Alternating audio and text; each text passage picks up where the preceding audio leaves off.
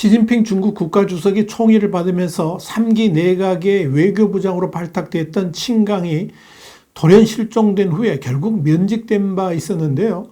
그 배경에 주미대사 시절에 혼외 관계가 있었다는 사실이 확인됐습니다. 그러나 중국 고위층들 사이에 이 혼외자 문제는 흔히 볼 수 있다는 점에서 또 다른 이유가 있을 수도 있다. 이런 주장도 나오고 있습니다. 칭강 경질과 관련된 문제를 Y타임스가 추적해 봤습니다. 지금 시작합니다.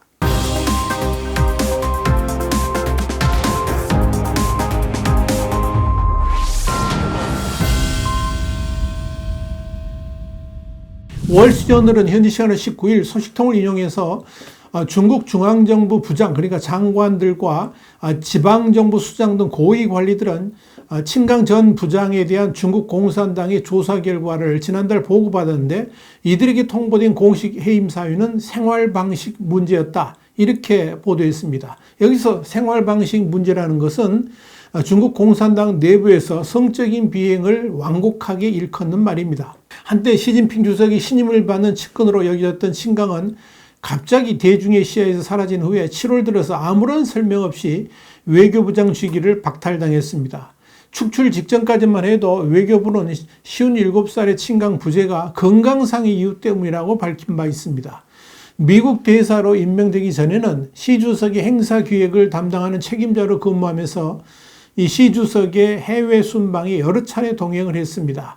칭강과 시 주석이 밀접한 관계로 인해서 그의 몰락에 더 많은 관심이 쏠렸던 것입니다. 당시 중국은 미국과의 갈등 수위를 조절하고 정상회담을 추진하는 등 이 외교 노력을 더 기울여야 했던 때라서 친 전 부장의 잠적을 두고 많은 의문들이 쏟아졌습니다. 결국 중국은 지난 7월 25일 칭강 전 부장을 면직하고 신임 외교부장이 그의 상급자이자 전직 외교부장이었던 왕이 공산당 정치국 위원을 임명을 했습니다. 그런데 보고된 내용에 따르면 칭강 전 부장은 2021년 7월부터 2023년 1월까지 미국 주재 중국 대사를 지내면서 임기 내내 혼외 관계를 지속한 것으로 전해졌습니다.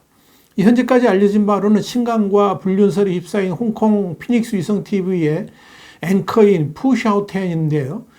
칭강이 공식 석상에서 사라진 뒤에 푸샤오텐의 행방 역시 알려지지 않고 있습니다. 이와 관련해서 일본의 온라인 매체 뉴스렌즈는 지난 7월 30일 푸샤오텐이 어떤 인물인지 자세히 소개한 바 있습니다. 충칭에서 태어난 푸샤오텐은 베이징 대학을 졸업한 후에 2007년 영국 케임브리지 대학에서 석사학위를 획득했습니다. 그리고 2009년 홍콩 피닉스 TV 런던 지국 특파원으로 채용돼서 언론인으로 활동하기 시작했고요. 2012년 홍콩 본사로 전건한 뒤에 주로 정치부 기자로 활동했습니다.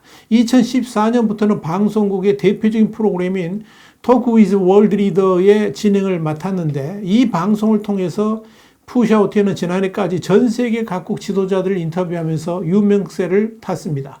이 푸샤오텐이 칭강과 언제 처음 만났는지는 불분명합니다만은 2021년 7월 칭강은 주미대사로 부임한 뒤에 이듬해 3월 푸샤오텐하고 워싱턴에서 인터뷰를 했었습니다. 그런데 당에 보고된 자료에 따르면 칭강은 주미대사 부임 직후부터 이 푸샤오텐과 긴밀한 관계를 맺어온 것으로 보입니다. 푸샤오텐은 2022년 11월에 칭강과의 관계에서 낳은 것으로 보이는 남자아이를 출산한 바 있습니다. 월스저널은 칭강이 관계를 맺은 여성과 그 사이에서 낳은 아이의 이름은 보고 때 공개되지 않았다라고 보도를 했습니다. 흥미로운 것은 이 칭강에 대한 조사가 본인의 협조 가운데 진행되고 있는데 집중적으로 캐묻고 있는 것은 이 여성과의 부적절한 관계가 중국의 국가안보를 해쳤는지의 여부인 것으로 전해집니다. 여기에 대해서 월스저널은 외교부장직을 맡은 지 불과 7개월밖에 안 된 친 전 부장의 몰락은 중국 지도부가 미국 및 동맹국과의 경쟁이 격화되는 가운데 안보 취약점을 차단하기 위해서 노력하는 가운데 나왔다. 이 점에 주목을 했습니다. 월스저널은 이어서 중국에서 성적인 비위는 당 지도부에 충성하지 않다가 퇴출당한 인사의 명예를 더럽히는 수법으로 자주 이용된다 그러면서도 칭강 전 부장의 경우에는 미국에서 태어난 아이 때문에 미국을 상대할 때 중국의 이익을 대변하는 칭강 전 부장의 직무 능력이 저해될 가능성이 경질의 일부 원인이었다. 이런 소식통의 말도 전했습니다. 이와 관련해서 월스트리트저널은 미중 갈등의 격화 속에서 중국 고위 관리들에게 쏟아지는 중국 지도부의 압박에 주목했습니다. 최근 들어서 중국 당국은 외국인들과 거래하는 관료들, 그리고 군사 역량을 책임지는 중국군 고위 간부들, 또 해외에 자산을 소유하고 있거나 상당한 인맥을 보유하고 있는 고위급 공무원들에 대해서 집중적인 내사와 함께 이들로 인한 안보 위협을 차단하는 데 혈안이 되어 있습니다. 이런 분위기는 러시아의 우크라이나 침공 이후에 모스크바에 대해서 취해진 조치와 유사하게 미국과 다른 서방 강대국이 이들에 대한 제재를 가할 경우에 해외에 상당한 노출을 가진 관리들이 문제가 될 수 있다는 우려가 커지고 있는 가운데 중국의 지정학적 위험을 최소화하기 위한 것으로 판단된다는 것이 월스트리트저널의 시각입니다. 이런 분위기 속에서 그동안 중국 내에서 일부 경직 관료는 서방 관료라든지 재계 인사하고 교류하는 데 더 큰 재량권을 누려왔지만 최근 들어서 구체적 사안을 예전보다 점점 더 많이 당국에 보고하는 등 분위기가 바뀌었다라고 월스트리트저널은 전하고 있습니다. 이런 가운데 시 주석이 가장 관심이 쌓는 군 조직이죠. 이 로켓군에 대한 대대적인 사정 작업이 침강과도 연관되었을 수도 있다 하는 주장도 나옵니다.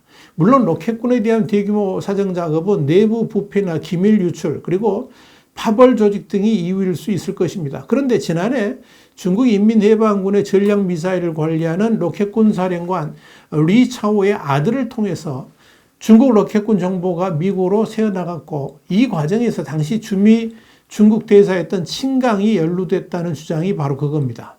홍콩의 사우스차이나 모닝포스트는 과거 저우융캉 전 중앙정치국 상무위원, 그리고 최고 지도부죠. 이 저우융캉이 부패 혐의로 낙마했을 때도 몇 달 후인 2014년 12월 중국 인민무장경찰 무대에서 주요직을 동시에 교체한 인사가 있었다라고 전했습니다. 파이낸셜 타임스는 이 로켓군에 대한 대규모 사정 작업은 시진핑이 군 통제권 강화에 실패했다는 방증이다. 이렇게 전했습니다. 일단 친강의 해임이 그의 혼외 자녀 때문에 비롯된 것이 분명히 보이기는 합니다. 그런데도 남는 의문이 있습니다. 친강에 대해서 완전한 해임을 했으면서도 부장직보다 높은 국무위원직, 그리고 공산당 중앙위원회 중앙위원 205명이 꾸려져 있는데 이 중앙위원직은 그대로 유지되고 있기 때문에 그렇습니다. 특히 시진핑 주석이 총애를 받으면서 국제사회에서 시진핑이 수제자 이 별칭까지 얻은 그였기 때문에 더욱 그렇습니다. 친강이 국무위원직을 유지한다는 것은 완전한 실각이 아니라는 것을 반증하는 것이기 때문에 그렇습니다. 이런 측면에서 극복할 수 없는 결함보다는 권력 투쟁에 휘말려서 피해를 입은 것 아니냐, 이런 해석도 나옵니다. 통상적으로 중국에서 부장급 고위 인사가 비리 같은 중대한 결함으로 낙마할 때는 공산당의 당적, 그리고 정부직, 이것 둘을 동시에 박탈하는 샹카이 처분이 내려지기 때문에 그렇습니다. 그래서 중국과 홍콩에서는 외교부 내부의 권력 암투설이 심심찮게 제기됩니다. 미중 관계의 안정을 중요하게 여기는 베이징 외교라인이 친강 부장을 밀어냈다는 것이 바로 그겁니다. 사실 이들에게는 미국에 대해서 거친 언사를 쏟아내면서 중국의 국익을 거침없이 주장하는 전랑 외교, 그러니까 늑대전사 외교의 선봉에 서 있는 친강 부장이 눈엣가시처럼 여겨졌을 것이라는 관측입니다. 이런 주장이 더 힘을 얻는 것은 미국이 디리스킹 전략으로 중국을 압박하는 상황에서 최대한 미국과의 협상을 통해서 피해를 최소화하려는 협상파가 힘을 얻고 있고요.